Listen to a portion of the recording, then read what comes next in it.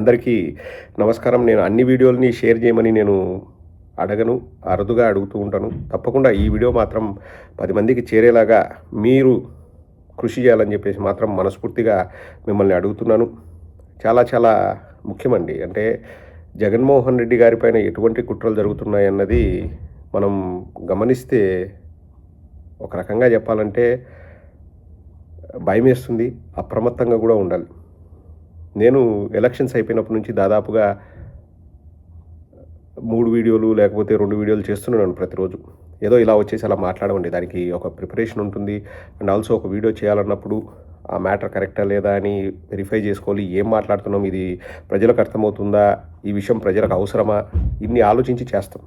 So రోజు మాట్లాడడం వల్ల ఏం జరుగుతుందనేది మనకు అంతర్లీనంగా మనకు అర్థమవుతూ ఉంటుందండి. అలాగే చాలా విషయాలు మీతో షేర్ చేయలేను, ఎందుకంటే వాటికి ఆధారాలు ఉండవు. బట్ ఖచ్చితమైన విషయాలే మనకు వస్తూ ఉంటాయి. చాలా విషయాలు తెలుస్తూ ఉంటాయండి. జగన్మోహన్ రెడ్డి గారి పైన కొత్త రకమైన కుట్ర జరుగుతుందని మాత్రం కరాఖండిగా చెప్పగలనండి. జగన్మోహన్ రెడ్డి గారు 2009లో మొదటిసారి ఎంపీ అయ్యారు. తర్వాత కొద్ది రోజుల్లోనే రాజశేఖర రెడ్డి గారు చనిపోయారు. తర్వాత ఎన్నో ఇబ్బందులు పడ్డారండి జగన్మోహన్ రెడ్డి గారు. ఎన్నో అవమానాలు, అసలు వారిపైన నిందలు, జైలుకు వెళ్ళడము, 16 నెలలు అనవసరంగా జైల్లో ఉండడము. తర్వాత ఒకటే రెండా అండి, ప్రతిసారి ఏదో ఒకటి మాట్లాడడము, వారిని ఇరుకుని పెట్టాలని చూశారు. అన్ని అబద్ధాలు చెప్పారు. 1,00,000 కోట్లు అన్నారు, అదన్నారు ఇదన్నారు. కానీ ప్రజల అండతో, ప్రజల సపోర్ట్తో అఖండ విజయం సాధించారు. 5 ఏళ్ళు అద్భుతంగా పరిపాలన చేశారు. ప్రజలకు కావాల్సినవి అన్నీ ఇచ్చారండి. పారదర్శకత తీసుకొచ్చారు. సిస్టమ్స్ బాగా రన్ అవ్వాలని చెప్పేసి కోరుకుంటారు. ప్రజలకు మంచి చేయాలి, మనము అందుకోసమే కదా మన ముఖ్యమంత్రి అయిందని చెప్పేసి వారు చాలా చక్కగా చేశారు. కానీ దురదృష్టవశాత్తు వాళ్ళు చెప్పిన అబద్ధాలని కూడా కొన్ని ప్రజలు నమ్మారు. అండ్ నేను ఇప్పటికి కూడా నమ్మేది ఏంటంటే ఓటింగ్ ప్రక్రియలో ఏదో జరిగింది అన్నది. సో జగన్మోహన్ రెడ్డి గారు చాలా బలవంతులు అన్న విషయం వాళ్ళకు తెలిసిందని. ఎందుకంటే ఓడిపోయిన తర్వాత కూడా ఇంత తొందరగా వీళ్ళు కోలుకొని ఇంతగా వీళ్ళు ప్రజా సమస్యలపైన పోరాడతారని తెలుగుదేశం వాళ్ళైతే ఊహించి ఉండరు. ఎస్పెషల్లీ 11 సీట్లు వచ్చిన తర్వాత ఇంతగా వీళ్ళు పోరాడతారు, ఇంతగా పైకి లేస్తారు, ఇంతగా గలం విప్పుతారని వాళ్ళు ఊహించి ఉండరు. అది ఒక ప్రజానాయకుడు ఎలా ఉంటాడన్నది తెలియజేసిందండి వాళ్ళకి. సో జగన్మోహన్ రెడ్డి గారిపైన జరిగే కొత్త కుట్ర ఏంటంటే, మీరు గమనిస్తండి, మామూలుగా రాజకీయ నాయకులు ఏం చేస్తారు, రాజకీయ విమర్శలు చేస్తారు. ఒక్కటంటే ఒక రాజకీయ విమర్శ ఉందా, ఒక మద్యం కుంభకోణం అది ఇదని మాట్లాడతారు తప్పితే ఒక్క రాజకీయ విమర్శ చేస్తారండి వాళ్ళు? ఉండదు. జగన్మోహన్ రెడ్డి గారిని వేలెత్తి చూపించలేదు. ఆయన పరిపాలన గురించి చెప్పినవన్నీ చేశారు. 90% పైగా మేనిఫెస్టోలో చెప్పినవన్నీ చేసిన ఏకైక ముఖ్యమంత్రి నాకు తెలిసి భారతదేశ చరిత్రలో జగన్మోహన్ రెడ్డి గారు. కాబట్టి రాజకీయ విమర్శలు ఏం చేయరు. ఇంకా భౌతికంగా ఇబ్బంది పెడతారా అంటే ఇంకా దాని గురించి మనం ఇప్పుడు మాట్లాడాల్సిన అవసరం లేదు, అది టాపికే కాదు. కానీ మానసికంగా కృంగదీయాలనే కొత్త కుట్ర స్టార్ట్ చేశారండి. అందులో భాగంగా జగన్మోహన్ రెడ్డి గారికి ప్రజాదరణ ఉంది, ఏం చేసినా కానీ బలంగా నిలబడుతున్నాడు, ప్రజల్లో ఇంకా అతని పైన నమ్మకం పెరుగుతుంది తప్ప దక్కట్లేదు, ఏం చేయాలి, మత విశ్వాసాలని వాడుకుందాం అని చెప్పేసి మత విశ్వాసాలని వాడాలని చూశారు. అందులో సక్సెస్ అవుతామని వాళ్ళు బాగా కలలు కన్నారు. కానీ దేవుడు మన సైడ్ ఉన్నాడు, వాటిని భగవంతుడే తిప్పికొట్టాడు. సో ఆ పాచిక పారలేదని చెప్పేసి కుటుంబ వ్యవస్థని బజార్కి ఇచ్చాడు. కుటుంబాల్ని లాగి వాళ్ళల్లో వాళ్ళకే మనస్పర్ధలు వచ్చేలాగా చేసి వాళ్ళను తమ వైపు తిప్పుకొని ఇబ్బంది పెట్టాలని చెప్పి చూశారు. సిబిఐ ఇన్వెస్టిగేషన్ అన్నారు వివేకానంద రెడ్డి గారి కేసులో. ఏమైందో మనం చూసాం. ఇంతకంటే ఎక్కువ మేము ఇన్వెస్టిగేషన్ చేసేది ఏమీ లేదంటే దానిని కూడా అండి, ఇప్పుడు మనం గమనిస్తే కింద పైన వాళ్ళ ప్రభుత్వాలే ఉన్నాయి. దానిని కూడా ఎలా మాట్లాడతారంటే జగన్మోహన్ రెడ్డి గారు మేనేజ్ చేశారంట సిబిఐని, కాబట్టి ఇంతకంటే ఇన్వెస్టిగేషన్ చేయము అంటారు. అక్కడ కూడా మళ్ళీ ప్రెస్ మీట్ పెట్టి ఏం చెప్తారు, జగన్మోహన్ రెడ్డి గారిని ప్రశ్నించాలని వీళ్ళే డిసైడ్ అవుతారు. ఎందుకు ప్రశ్నించాలనేది ఎవరు చెప్పరు. జగన్మోహన్ రెడ్డి గారే చంపేశారన్నంత స్టేజ్ కూడా వచ్చారు. అంటే ఇంక ప్రతి దాంట్లో ఏం జరిగినా కానీ జగన్మోహన్ రెడ్డి గారిది తప్పని చెప్పాలనే ప్రయత్నం ఉంది. ఇక మనం తిరుమల లడ్డు విషయంలో చూస్తే క్లియర్గా సిబిఐ వాళ్ళు సిట్ రిపోర్ట్ ఇచ్చారు. 36 మంది అక్కడున్న ఉద్యోగస్తులు వాళ్ళు తప్పులు చేశారని. కానీ జగన్మోహన్ రెడ్డి గారి పైన ఆపాదించాలని చూస్తారు, అక్కడ మతం బూచి చూపిస్తూ. అసలు జగన్మోహన్ రెడ్డి గారికి ఏం సంబంధం అంటే అప్పుడు పరిపాలనలోది జగన్మోహన్ రెడ్డి గారు అంట. ఇప్పుడు మన రాజమండ్రిలో 16 మంది కల్తీ పాలు తాగి చనిపోయారు. మరి చంద్రబాబు నాయుడుగా ఆ పాపం ఉండాలి కదండి, అందులో భాగస్వామి ఉండాలి కదా వాళ్ళు చెప్పిన దాని ప్రకారం. అండ్ మీరు గమనిస్తే 1.5 గంట జగన్మోహన్ రెడ్డి గారు ప్రెస్ మీట్ పెడితే అండి, అన్ని విషయాలు ప్రతిదీ రాజకీయంగానే వారు మాట్లాడతారు. వ్యక్తిగత విమర్శలు ఎప్పుడు జగన్మోహన్ రెడ్డి గారు జన్మలో చేయరు. కానీ ఒక్కదానికి సమాధానం చెప్పిన చరిత్ర మీరు చూసారా? ఏదైనా ఒక చిన్న మాట విలేకరులు అడిగిన దానికి సమాధానం చెప్తే దాన్ని పట్టుకొని ఎంత నానాయాగి చేస్తారో మీరు చూసే ఉంటారు, మీరు గమనించే ఉంటారు. రప్ప రప్ప అంటారు. అదొక పెద్ద అంతర్జాతీయ సమస్య అయినట్టు దాన్ని తీసుకెళ్ళి ఎంతగా వాళ్ళు నానాయాగి చేశారో మనం చూసాం. జగన్మోహన్ రెడ్డి గారిని పరకామని విషయం గురించి విలేకరులు ప్రశ్నిస్తే, కాదబ్బా అన్ని కేసుల్లాగే వాటిని కూడా మనం చూడాలి, ఇప్పుడు చట్టాలనేమి మనము చేతుల్లోకి తీసుకోలేము, అతనిపైన కేసు వేసాము, అతనికి జైలుకు పంపించాము, $900 నోట్లను అతను దొంగతనం చేశాడు, తర్వాత ఎన్నో కోట్లు ఇచ్చారు, ఇంకంతకంటే ఏం చేస్తాము అంటే దానిని కూడా పవన్ కళ్యాణ్ ఏమంటాడు, వాళ్ళ మతంలో అయితే అలా ఉంటుందా, వాళ్ళ మతంలో అయితే వాళ్ళు చెలరేగిపోరా అంటారు. దొంగతనం చేసింది హిందువే, క్రిస్టియన్ దొంగతనం చేయలే, ముస్లిం దొంగతనం చేయలేదు, దొంగతనం చేసింది హిందువే. కానీ అక్కడ కూడా మతాన్ని పడతారు, అక్కడ మాడాల్సిన అవసరమే లేదు.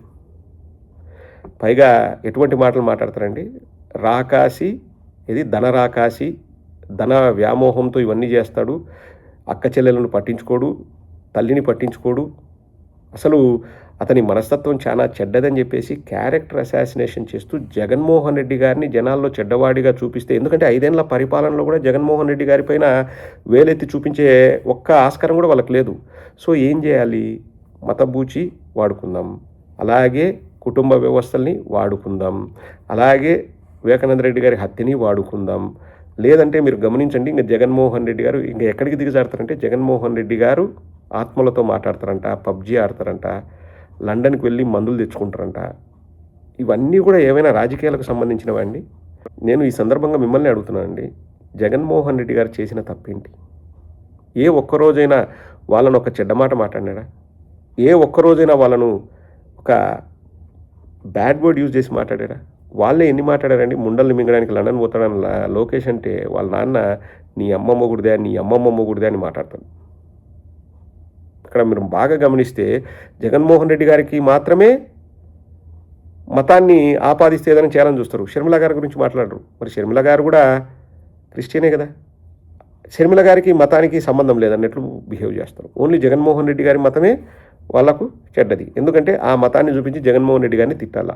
జగన్మోహన్ రెడ్డి గారిని ప్రతి ఒక్క విషయంలో ఇప్పుడు ప్రెస్ మీట్ పెట్టి గంటన్నర మాట్లాడితే జగన్మోహన్ రెడ్డి గారు ఏదైనా చిన్న విషయాన్ని పట్టుకుంటే దాన్ని హైలైట్ చేస్తారు. క్యారెక్టర్ అసాసినేషన్ అన్నది చెయ్యాలి, అతన్ని దెబ్బ కొట్టాలి. అతన్ని దెబ్బ కొడితే మిగతా వైఎస్ఆర్ కాంగ్రెస్ పార్టీ వాళ్ళందరూ కూడా నిర్వీర్యమైపోతారు అన్న ఏకైక అజెండాతో పనిచేస్తున్నాండి. ఇక్కడ ప్రజలకు మంచి చేయాలన్నా, ప్రజలకు ఏదైనా మనం మంచి చేసి ప్రజల మెప్పు పొందుదామా, జగన్మోహన్ రెడ్డి గారు ఏదైనా ప్రజా సమస్యల మీద మాట్లాడినప్పుడు రిప్లై ఇద్దామా, ఇది అసలు ఆ ధ్యాస ఉండదు. ఎంతసేపు జగన్మోహన్ రెడ్డి గారిని వ్యక్తిగా, ఇది మీరు బాగా గమనించండి, వ్యక్తిగా చెడ్డవాడిగా చూపించాలి, వ్యక్తిగా అతన్ని క్యారెక్టర్ అసాసినేషన్ చేయాలి, కృంగదీయాలి, అతన్ని మానసికంగా దెబ్బ కొట్టాలి. కొడితే అతను వెనకడుగు వేస్తాడు, వైఎస్ఆర్ కాంగ్రెస్ పార్టీ నిర్వీర్యమైపోతుందన్న ఏకైక అజెండాతో వాళ్ళు పనిచేస్తున్నారండి. ప్రతిదీ జగన్మోహన్ రెడ్డి గారిని అంటే ఇంకా ఏ ఇష్యూ జరిగినా అండి జగన్మోహన్ రెడ్డి గారికి ఆపాదిస్తాం. ఏది జరిగినా డ్రగ్స్తో పట్టుబడినా కానీ లాస్ట్కు వైఎస్ఆర్ కాంగ్రెస్ పార్టీ వాళ్ళు జగన్మోహన్ రెడ్డిది తప్పన్నట్లు మాట్లాడతారండి. వాళ్ళ ఎంపీ డ్రగ్స్ విషయంలో పట్టుబడితే, అరవ శ్రీధర్ అనేవాడు ఒక అమ్మాయికి ఇబ్బంది చేస్తే జగన్మోహన్ రెడ్డి గారిని తీస్తారు. దాన్ని కూడా ఎక్కడైనా కానివ్వండి వాళ్ళు ఒక్క ఆధారాలు చూపించగలిగినారా? ఎలక్షన్స్ ముందు జగన్మోహన్ రెడ్డి గారిని ఎన్నో విధాలుగా ఇబ్బంది పెట్టి వాళ్ళు ఎలక్షన్స్ గెలిచారు. ల్యాండ్ టైటిలింగ్ యాక్ట్ అన్నారు, వాళ్ళు అదే ఇంప్లిమెంట్ చేస్తున్నారు. 14 లక్షల కోట్లు అన్నారు, ఎక్కడైనా చూపించగలిగారా? ఎక్కడ 14 లక్షల కోట్లు అప్పయిందని? ఏది చూపించరండి. నేను చెప్తున్నాను కదా, రాజకీయ విమర్శలు అనేది లేదు. మీరు 2 ఏళ్ళుగా మీరు గమనించండి, జగన్మోహన్ రెడ్డి గారి పైన రాజకీయ విమర్శలు అనేటివి లేవు. పులివెందుల మెడికల్ కాలేజ్ కంప్లీట్ అయితే అక్కడ కాలేదు అని చెప్తారండి. ఇంక ఏం చెప్పాలి చెప్పండి? జగన్మోహన్ రెడ్డి చెట్టు కింద పిల్లల్ని చదివించాలనుకున్నాడు, మేము క్యాన్సిల్ చేసాము, మెడికల్ సీట్లు మేము క్యాన్సిల్ చేసాం కాబట్టి మేము మంచోళ్ళము, జగన్ చెడ్డోడు. జగను బయట చెట్ల కింద పిల్లల్ని ఎంబీబీఎస్ చదువుకోమని చెప్పాడంట. కాదండి, జగన్మోహన్ రెడ్డి గారు చెప్తే మెడికల్ కౌన్సిల్ ఆఫ్ ఇండియా వాళ్ళు ఇన్స్పెక్షన్కి వస్తారు, వాళ్ళు అన్నీ కరెక్ట్గా ఉన్నాయంటేనే వాళ్ళు అనుమతులు ఇస్తారు. ఏమన్నా అంటే మెడికల్ కౌన్సిల్ ఆఫ్ ఇండియా వాళ్ళని కూడా జగన్మోహన్ రెడ్డి మేనేజ్ చేసినాడు అంటారు. ఈ వీడియో నేను చేసింది కూడా అందుకే అండి. వాళ్ళు ఎవరైనా తిడితే మనం తిట్టాల్సిన అవసరం లేదు. వాళ్ళు ఏదైనా ఒక మాట మాట్లాడితే ఎందుకు మాట్లాడుతున్నారు, దాని వెనుక ఉన్న అజెండా ఏంటి అన్నది మనం ప్రజలకు చెప్పాలండి. మనం దాన్ని చర్చ పెట్టించాలి ప్రజల్లో. మనం డిస్కషన్లు పెట్టించాలి. ఏదైనా మీరు చూడండి, ఎనీ ఇష్యూ వాళ్ళు బయటికి తీసుకొస్తే చివరికి జగన్మోహన్ రెడ్డి గారిని వ్యక్తిగా టార్గెట్ చేసే విషయమే ఉంటుంది. రాజకీయ విమర్శలు కాదు, పార్టీలపైన విమర్శలు కాదు. జగన్మోహన్ రెడ్డి గారిని వ్యక్తిత్వ హననం చేస్తూ ఒక ఇండివిజువల్ని టార్గెట్ చేసినట్టు ఉంటుంది. ఒక విషయం అండి, ఇప్పుడు జగన్మోహన్ రెడ్డి గారు వెరీ పవర్ఫుల్ మాజీ ముఖ్యమంత్రి వర్యులు, చాలా గట్టి వ్యక్తి, చాలా మనోధైర్యం గల వ్యక్తి. ఇవన్నీ ఒక ఎత్తు అయితే, మీలాగా నాలాగా మనిషే కదండి. ఎన్నని తట్టుకోగలరు? వాళ్ళ నాన్నగారు చనిపోయినప్పటి నుంచి ఆయన పైన మోపని అభాండాలు లేవండి. ఏ ఒక్కటైనా నిరూపితమైందా? కానీ తట్టుకొని ఆయనకి ఏమవసరం అండి? ఇప్పుడు చేయాల్సిన అవసరం ఏముంది? ప్రజల కోసం నేను ఒక టార్గెట్ అనుకున్నాను. మా నాన్నగారు ఏవైతే చేయకుండా మిగిల్చి వెళ్ళారో వాటిని నేను పూర్తి చేస్తానని చెప్పేసి జగన్మోహన్ రెడ్డి గారు అనుకోవడం తప్ప అండి? ఇప్పుడు జీవితాంతం రాజశేఖర రెడ్డి గారు చంద్రబాబు నాయుడుతో పోరాడారు. ఇప్పుడు జగన్మోహన్ రెడ్డి గారు కూడా పోరాడుతున్నారు. అది జగన్మోహన్ రెడ్డి గారు చేసిన తప్ప అండి? ఎప్పుడూ లేని విధంగా షర్మిల గారు వెళ్ళి బొకే ఇచ్చి వారితో మాట్లాడతారు. క్రిస్మస్కి 2023 క్రిస్మస్కి మాత్రమే అండి షర్మిల గారి ఇంటికి నారా లోకేష్ క్రిస్మస్ గిఫ్ట్లు పంపిస్తారు. 2024లో లేదు, మళ్ళీ 2025లో లేదు. అప్పుడు మాత్రమే ఎందుకు పంపించినారు? చూడండి, ఇవన్నీ 100 చెప్పొచ్చు మనం. ఇట్లా వీటన్నిటినీ తిప్పికొట్టాల్సిన బాధ్యత మనందరిపైన ఉంది.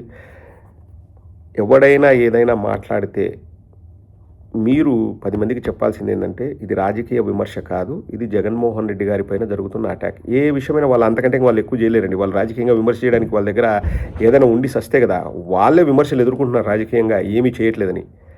సో జగన్మోహన్ రెడ్డి గారిని వ్యక్తిగా టార్గెట్ చేస్తే మాత్రం మనమంతా తిప్పికొట్టాల్సిన అవసరం ఉంది. ఆ కుట్రల్ని భగ్నం చేయాల్సిన అవసరం ఉంది. నెక్స్ట్ 2-3 ఏళ్లలో మనమంతా కూడా వాటి మీదనే పోరాటం చేయాల్సిన అవసరం ఉందండి. మనం రూట్ మార్చాలి. మనమేం వాళ్ళని డైరెక్ట్గా తిట్టాల్సిన అవసరం లేదు. వాళ్ళు ఎందుకు మాట్లాడుతున్నారు అనేది ఎక్స్ప్లెయిన్ చేయగలిగితే ప్రజలకి మనం సక్సెస్ అయినట్లే.